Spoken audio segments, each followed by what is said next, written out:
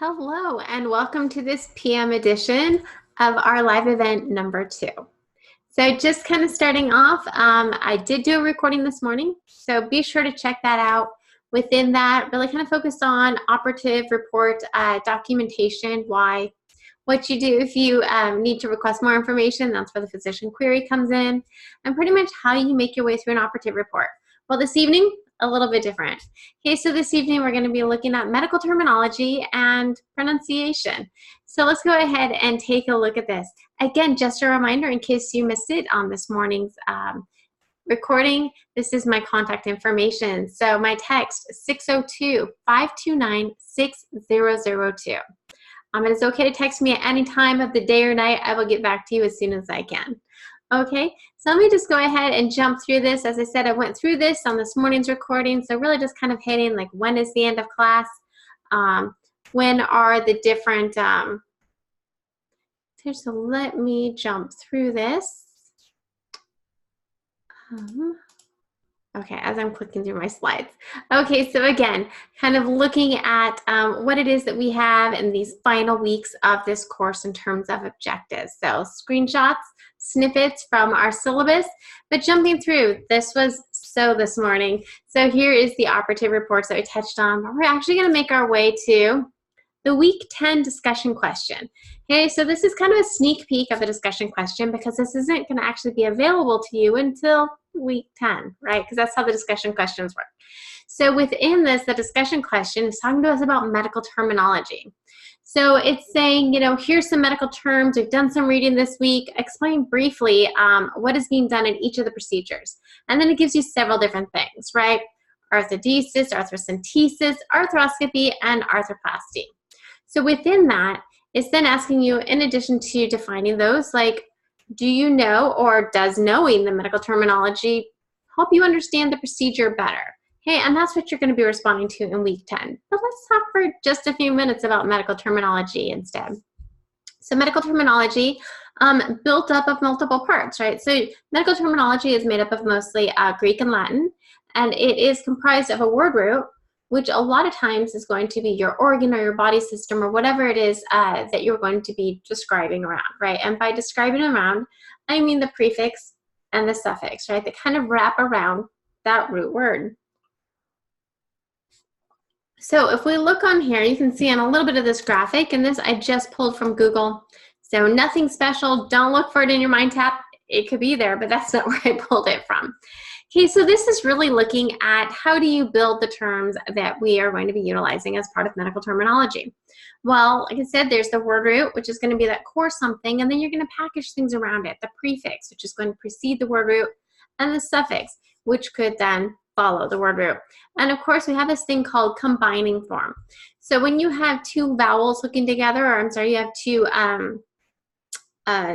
consonants hooking together, you're going to put an O in there, and that's how you're going to say it. Because if you think about it, if you had to say, and of course the example on the screen is not totally helpful in this way, if you had to say something not cardiogram because cardio ends in alpha, but if you look at it, even the carditis, you're having to link things. So if you had something like even, take for example, our arth, right? A-R-T, art. A-R-T-H-R. How do you pair that with things when you're going to have them bumping up against vowels, right? So like arthritis, for example, A-R-T-H-R, that works fine because you have the itis, right, which is leading off with the vowel. If you don't have those vowels coming together, you're going to put an O in there, and that's where the combining form comes in. So for example, like in our arthrocentesis, we got to throw that O in there because the R from arth and the C in centesis is not going to pair together very easily, or you may find yourself actually saying the O without writing it, okay?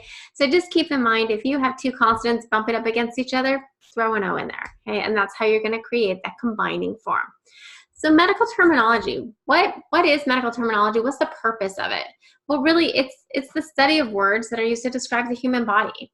Helps you identify the proper terminology for major diseases, pathological conditions, really just spells out the systems of the body, gives more detail. Now, why might it be important for medical coders to understand this medical terminology? Dramatic pause while I drink my water. Okay. So, it's important for healthcare professionals to understand medical terminology because it's universal. It's how people describe things within the healthcare industry. So it's its own unique language, right? Where you describe the body system, where you describe what's happening to the patient. It's important to recognize that level of detail. If you did not know medical terminology, you're not going to have an understanding of what it is that the clinical person documenting is even talking about. Okay, so really the whole point is, yes, it will help you understand what you're looking at because you're going to be able to associate it. If you recognize that this certain word root applies to this certain body part or this body system or whatever it might be, that's going to help guide you into like, where should I even start in my code book? Okay, so just looking specifically at arthrodesis, can you think of any other terms that would be able to throw the desis on the end? How about, and really maybe that one's a little bit harder, okay? Because what that is talking about the fusion of joints, okay? Something you don't hear quite as much, but how about arthrocentesis? Certainly that's one that you might hear a little bit more, right? So that's really taking a syringe and pulling fluid out. So it's called arthrocentesis. But is there another synthesis that we tend to hear more often? I think when I thought of this word initially, one that came to mind for me was amniocentesis, right? So that is the pulling out of fluid to look at it for diagnostic purposes. Okay, what about arthroscopy? What might be some other things that would either use, I guess, the scopy? Can you think of any that might kind of jump onto there? I think there's probably a lot, right? Because the scopy just means the use of an endoscope. So what might, use a scope? Well, pretty much anything that's going to be able to use, something they sometimes call it the keyhole surgery, right? So they're making a very small incision to put that endoscope in there so that they can see what's in there while they're working through the, through an endoscopic procedure, right? So you can think of a lot of things. They have like a gastroduodenoscopy, colonoscopy. There's going to be a lot of them. Endoscopy, right? Gastroendoscopy. There's a lot of them that you can think of. Again, it's any time that you're using that scope. What about arthroplasty? Right? Can you think of any other plasties? I think there's probably one if you follow pop culture. They're always accusing somebody of the nose job, right? So repair of the nose, rhinoplasty, kind of the same thing. So whether in this case you're repairing a joint or whether you're repairing a nose or repairing some other body part, it would be using that suffix of plasty. Okay, so it's really kind of fun to put things together for medical terminology. Maybe fun is not the words that you would use to describe it, but it is. It's very important to recognize those word roots as well as what it means for that prefix and suffix, because again, that's going to guide you on where it is that you need to look for certain things. Okay, so let's go ahead and segue into pronunciation. So we have a fantastic tool this evening that's going to take us through the pronunciation, and it's actually the cast of Grey's Anatomy. Okay, so there's this great YouTube video. As you can see, I have several slides, 4 of them. 4 slides, and I have different phrases. I challenge you to test it out. See how you do coming up with this terminology. Okay, so we can look at this, for example. This one's starting at 3 seconds into the video, and I will include the link when I send this out to you. So right here is the terminology that they're saying. I'll go ahead and give you a second. Go ahead and try this out. See how it works for you, and then we're going to listen to Grey's Anatomy. So I'll give you just a few seconds to test this out. Again, water drink, more dramatic pause.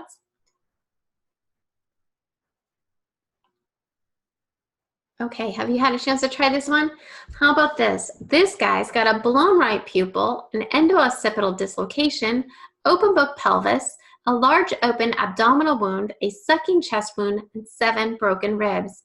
Let's go ahead and see how the Grey's Anatomy is casted.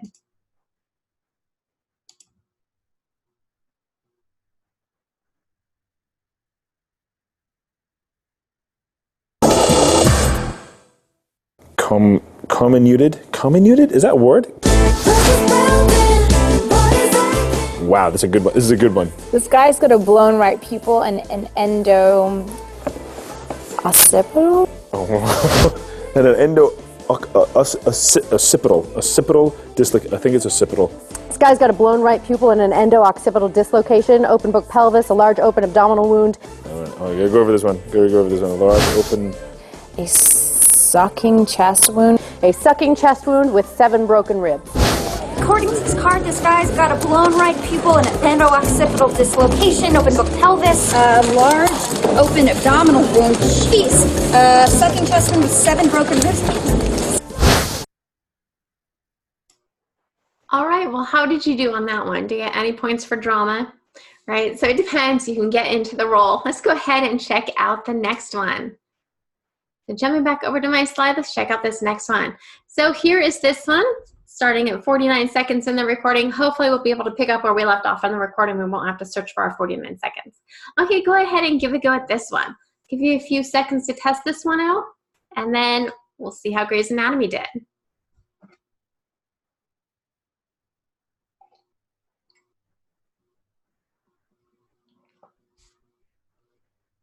All right, so enlarge the incision with a dissecting instrument and use a stapler to create the anastomosis.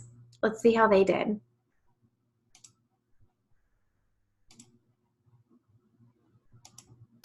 Enlarge the incision with a dissecting instrument and use A stapler to, does that create? Is that Yeah. a stapler to create, I can't read very well. Stapler to create the Yes, to create the anastomosis. anastomosis. Enlarge the incision with a dissecting instrument and use a stapler to create the anastomosis.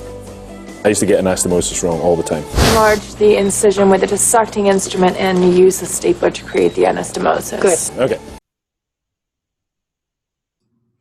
All right, so some of them actually say it pretty fast. I had once, when I was teaching a medical terminology class specifically, I had a student who talked a lot like a robot. It turned out that she was a former transcriptionist and was used to listening to doctors dictate in just that tone.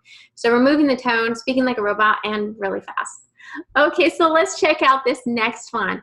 How about this one? Let's take a few seconds and try this one out.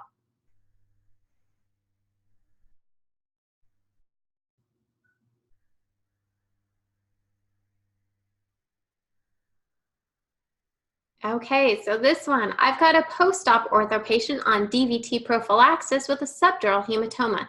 Derek, she's got a blown pupil. Okay, I'm not gonna get any points for drama, but I don't know how you're doing. So let's check this out. How do the professionals do? I got a post-op ortho patient on DVT Prophylaxis prophylaxis. with a subdural hematoma. I've got a post-op ortho patient on DVT prophylaxis. I've got a post-op ortho patient on DVT prophylaxis with a subdural hematoma. Derek? Derek, she's blown a pupil. I've got a post-op ortho patient on DVT prophylaxis with a subdural hematoma. Derek, she's got a blown pupil. 15-year-old. Okay, that next one almost got away from us. So how are you doing so far? Okay, we have one more to go, and then we are done with that clip, and we're done with our pronunciation. Okay, so let's give this one a go. Go ahead and give you a few seconds to try this one out.